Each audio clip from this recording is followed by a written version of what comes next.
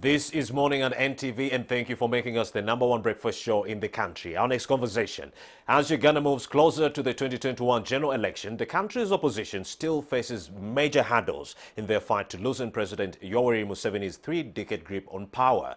A divided opposition is facing routine harassment from state agencies. That is not a lie. You've been watching the news. Political parties are now working to win the hearts and minds of an increasingly polarized populace in preparation for the upcoming 2021 election, although key opposition figures have been blocked already as we speak.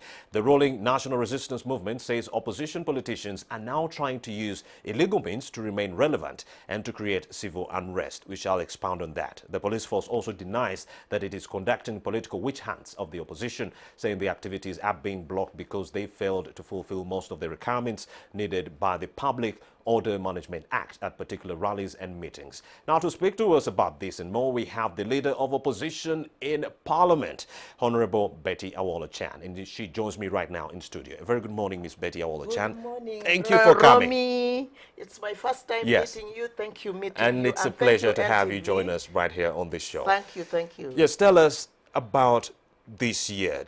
2019. I'm sure it's been a very pivotal year for the opposition. You've been trying so hard, coming up with all these mechanisms so that you are ready for the upcoming election in 2021. So tell me about those preparations. How prepared is the opposition to trounce Museveni in 2021? We have been preparing, and the preparation did not start just this year. It started a long time ago, especially the Honorable Nyongaba's bill. This was something which everybody in Uganda thought we would look it through in the 9th Parliament. It failed. And so right now we are pushing for. And I was so grateful that when it was brought to Parliament in, it was in April this year.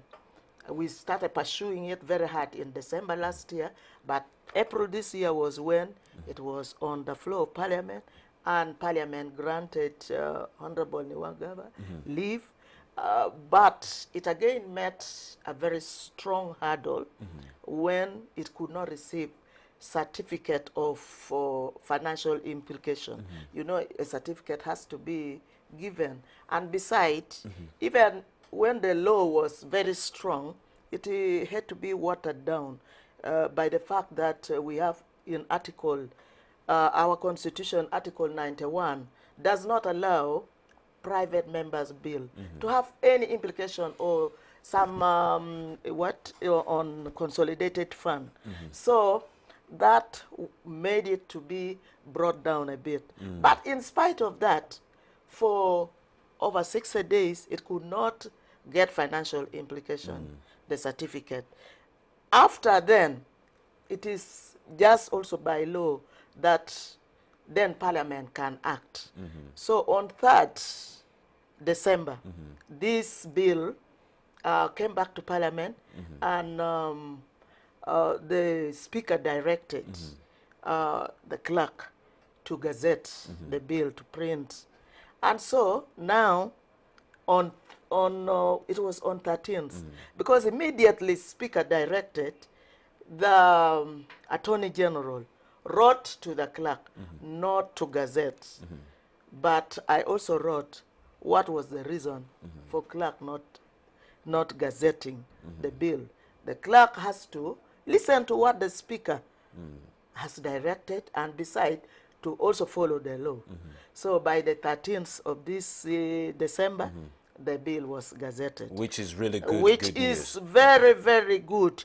But now remain popularizing the bill. Popularizing the bill. So that would bring me to my next question. We went to Entebbe for retreat on the bill. On the same bill? On the same bill, the Constitutional Amendment Bill. This time round, it was together with the party leaders. You know the shade in Parliament. We have 4 parties in Parliament. So all the 4 parties were represented in the retreat, together with the members of Parliament, more especially the shadow ministers. We had 2 days in Entebbe, in that retreat, to make sure that this bill should be on. It should be on, and it should be known by those in opposition. They should be the ones to popularize the bill, and they should accept. They wanted some changes or to give in more onto the bill, but we were guided by Honorable Medad that you know, we cannot add new things in the bill beside what our leaders wanted to add could have also implication on the consolidated fund, which is not allowed. So we decided to leave the bill as it's, but to understand the bill in order for us to go and popularize it. So let's understand the bill right now. Yes. What are the major takeaways in the Constitution Amendment Bill 2019 that are so crucial, and you feel like if they are implemented, they will help create a leveled political ground come 2021?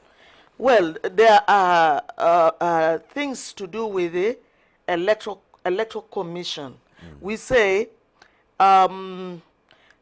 we should have the involvement of the Judicial Service Commission in the appointments of members of the Electoral Commission. Determining electoral complaints should also be within 10 days. Holding of election of president, members of parliament, and local councils on the same day. When we allow local council election to be later, it is usually influenced by the results of the presidential election. Yes, of presidential election. So let it be the same day. Removing of army representation in parliament.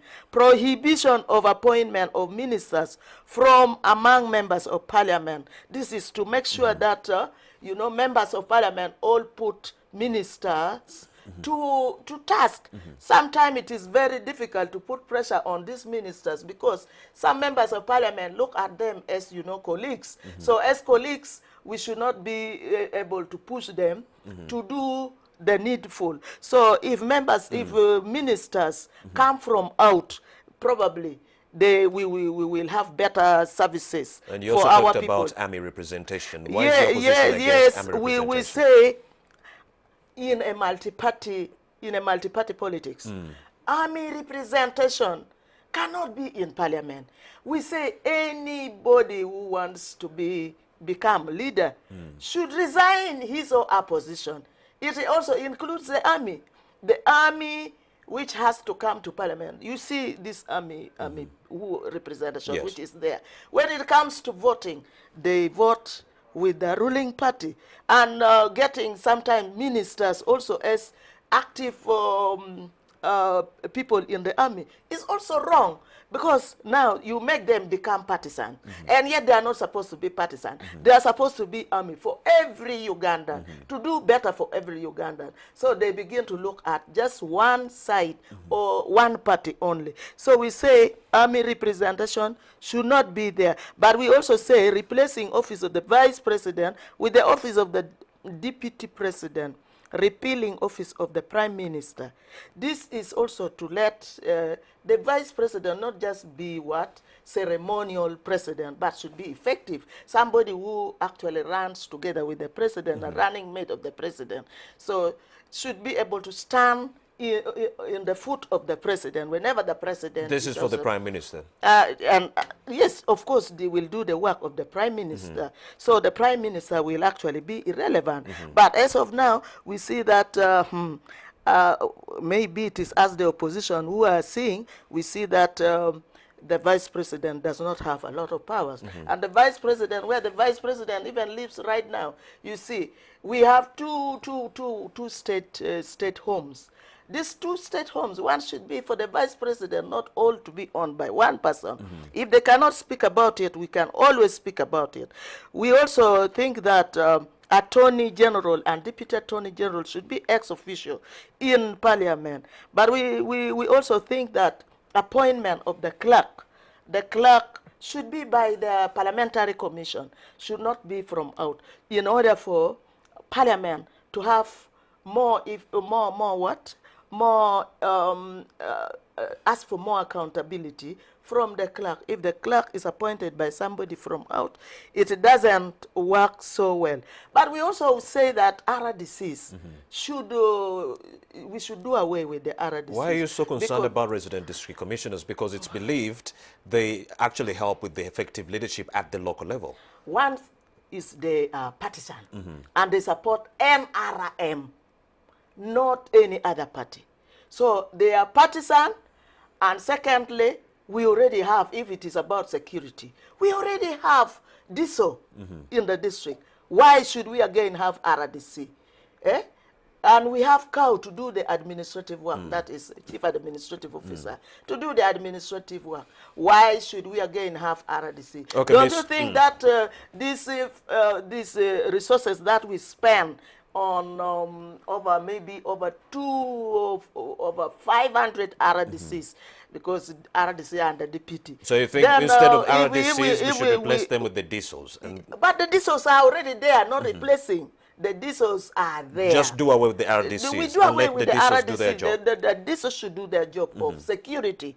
And the Chief Administrative Officer should do their work of administration. And we have the chairman of the district should do the work of the politics. So why should we have RDC? That's a very important question, but let's get back to the nub of the matter, which is what the Constitutional Amendment Bill 2019. How prepared is the opposition for the political process right there in 2021? The Constitutional Amendment Bill has to go through a vote in the House. Now I'm thinking the majority on the other side, which is the NRM, might not accept this bill as it is. So what will you do in case it doesn't pass? First of all, this bill... What will be your next course of action? First of all, this bill does not target anybody. The bill is really to improve our life in Uganda. All Ugandans deserve better. All. This coming to contest is usually for us to see the best way of governance. And you know, we say democracy may not be may not be completely final, the best, but so far it is still the best.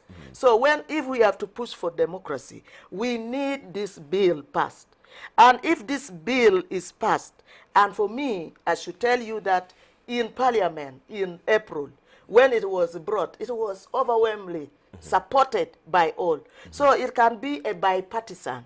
So it is up to opposition, since it is a private member's bill, in the heart of opposition, to push to see that even the police, because in the bill we say even police force, the name should be changed to Uganda Police Service, among other things. You know, why do we say? But maybe if we say police service, then it will do the work, it will do the service to the people, and we maybe nitty-gritty will later come in the laws. You know, this is Constitutional Amendment Bill. After the bill is passed, and my prayer is that next year the bill is passed, it is going to be one of the things that we will concentrate on in our next year. Because this year, it looks like the bill is also not going to come for first reading on the floor of Parliament.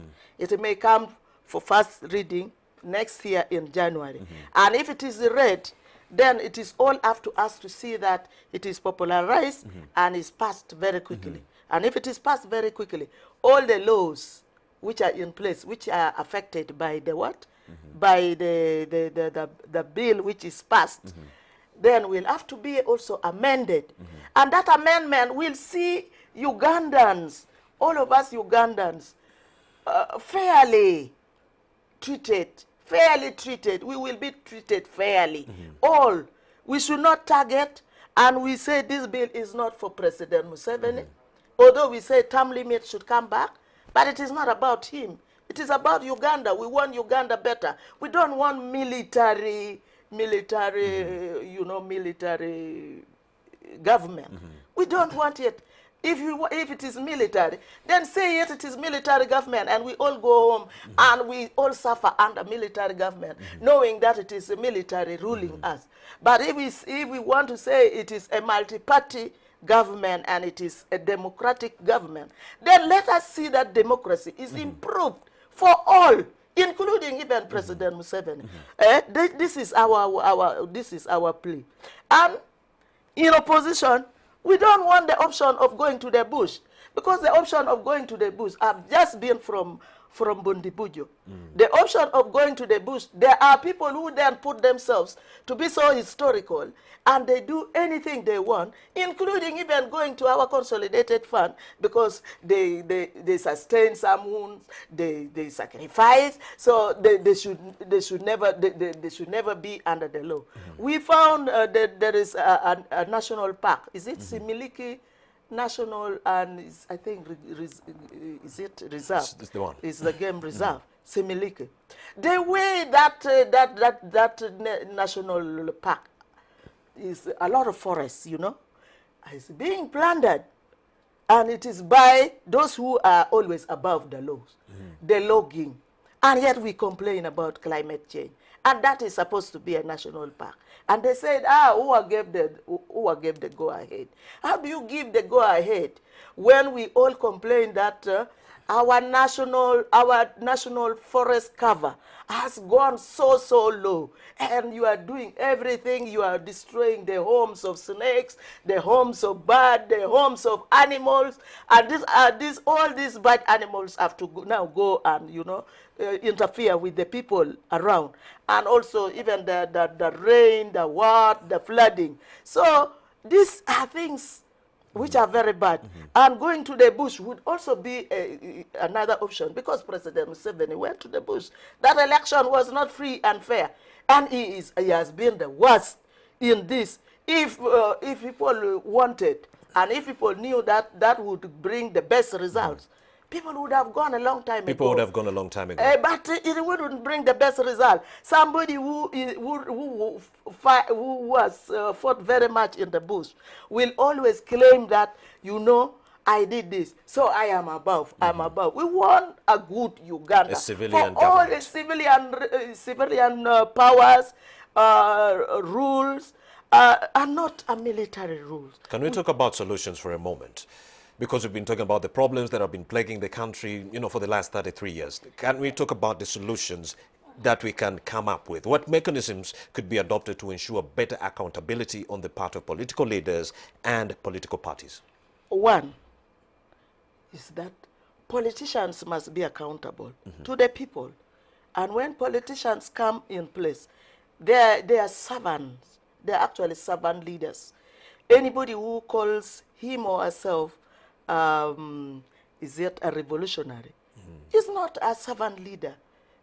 So politicians must know that they are here to work for the people, and that should reduce corruption so much.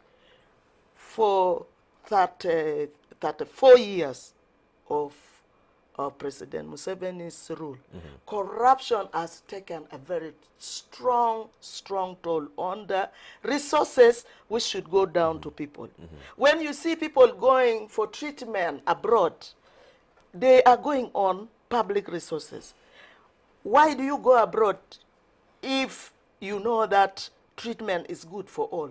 You, instead of improving on our Mulago here, instead of improving our health facilities, you decide to go abroad.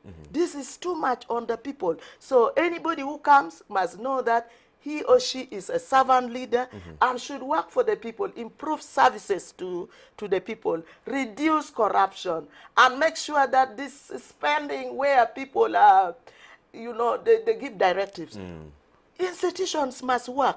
We must develop systems which work for the people. We must ensure that when we say agriculture, it is not haphazardly where you see Operation Wealth Creation, you see what, and then these people who could have done agriculture either in the universities or in higher institutions do not have proper work. The work is overtaken by some other people who are better off in government. The fisheries, we have technical people who should, professional people who should handle, other than UPDF, then, you know, try. If professional people can advise and it can be implemented, that would be better. But if these professional peoples are not well facilitated and they are not, you know, you don't give them salaries, then they relax a bit. No motivation of work. Look at education. So when we look at health, we look at education. Where are we going? If we leave behind the majority, you see, when we talk about the likes of the late Dr. Lokuya, if it were not for good education system, he wouldn't have reached where he had reached, where he became so popular. I believe even those in higher institutions, even in leadership, probably even the president himself, if education was not fair to all, I doubt if he could have managed to reach where he reached. Ms. Betty. Why do we allow our people, our poor people, not get the education that they deserve? Why don't we think of exploiting the potential of our people? And you see the way we squander the resources. Look, when we were in Parliament, when the president was in Arua, he called very quickly that they needed somewhat. So he needed some money for him to move around the country, and was dishing 300,000 to all the councillors who were in his meeting. And you would see exactly that the meetings were not meetings for him to do his work, but it was very political, because you see yellow, and then you see people coming up. It's sole candidature. Commercialization of politics. So, yes, Ms. Betty, help us understand. That was 17 billion. Yes. We needed some, I think about 5 billion for education. That is for is it loan scheme? Loan schemes. For the loan scheme. We could not give the 5 million, and yet that would be prioritized. Let's talk about the democratic principles of wrong. Uganda. This Yes. is wrong. And Ugandans have to speak. There are Ugandans who know all, and yet they keep quiet. They don't care. You, the learned, you, the knowledgeable, you are the worst enemies of the suffering people down there, who are suffering so much because you have decided to just close your mouth. Don't close your mouth. Speak up for the people. Ms. Betty, Nation Media has been very, very vocal when it comes to the issues affecting the people of Uganda. Just a disclaimer, we've been very vocal, and we've been getting a lot of warnings from government officials in that regard. So we are doing our jobs in that regard to help the people who are the voiceless in this regard. And let me ask this very pertinent question. We also want the media people. Media people, yes, help the people to. We are. Then let me ask you this pertinent question. Do you think Uganda's democratic principles improved following the reinstatement of multi-party politics in Uganda? Well, if I can speak here like this, maybe I can say a little, but it's not so much. There is no freedom. If you can deny me, the youth of Gulu ask me that, Madam, they call me Mego, you used to organize for us rallies in Kaunda ground. Why are you no longer organizing for us rallies in Kaunda ground, where you speak to us, you tell us what happens in Parliament, you also listen to us, our issues here? I told them, my dear sons, and they were the Border Borders group. I told them, my dear sons, in order for me to organize a rally here, it is no longer permission, and it is no longer what is in Public Order Management Act, but it is something which has been crafted by the police, that I must first obtain permission, not even notification. In the Public Order Management Act is notification, not permission. So this permission, you go to obtain, and people block you. They keep on blocking you.